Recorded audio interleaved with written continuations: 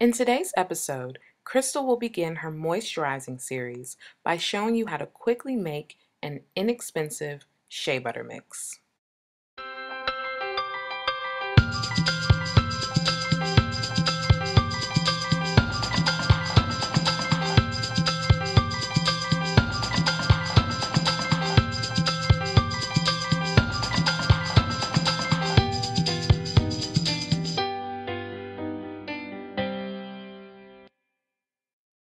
To make this mix, you're going to need an empty jar, either glass or plastic.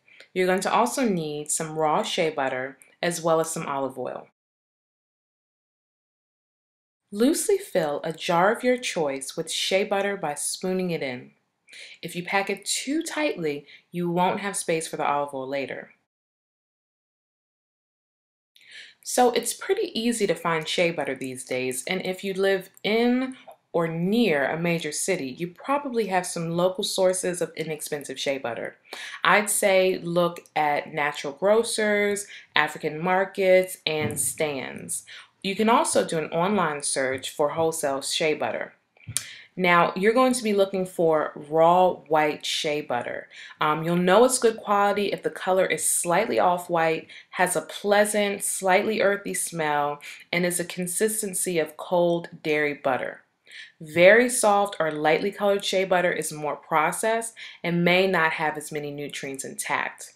Whether you buy it in-store or online, a pound of shea butter should cost between $5 and $10 a pound, and when used to create this shea butter mix, it should last for several months.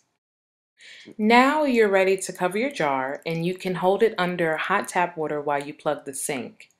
My plastic jar that I normally use has some shea butter inside of it already, so I use my glass jar instead.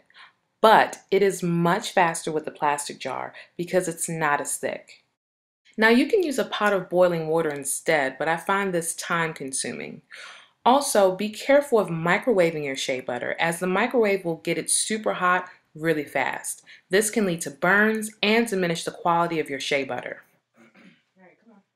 Once the water has reached just below the lid of the jar, turn off the water and let the shea butter sit for a few minutes while you do something else.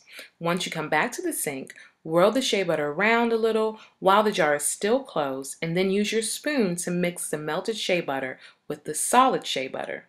This makes the process a little faster.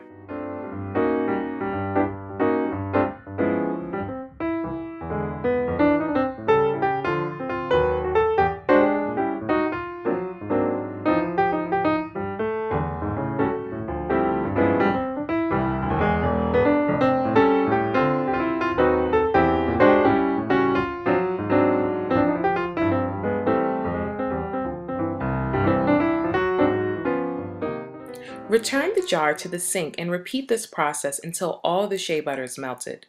Be sure to use your spoon to flatten and incorporate any small lumps still left in the liquid. Once it's smooth, pour an equal amount of olive oil into the shea butter and stir. I use light or tasting olive oil because it doesn't smell as strongly as extra virgin. But if the smell doesn't bother you, extra virgin olive oil is definitely less processed and of a higher quality. Once this mixture is dry, it will leave a film, so I like to wipe away any excess oil on the sides and lid of my jar so it looks a little neater. But if the jar won't be out in the open, I wouldn't worry about this step. Let the jar sit out for a few hours while you do something else. Once the mixture is cooled off, it will be very smooth and creamy.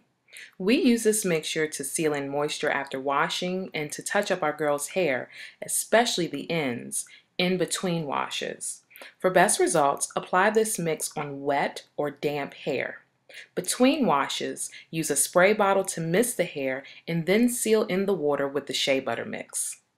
Hope that helps. See you guys later.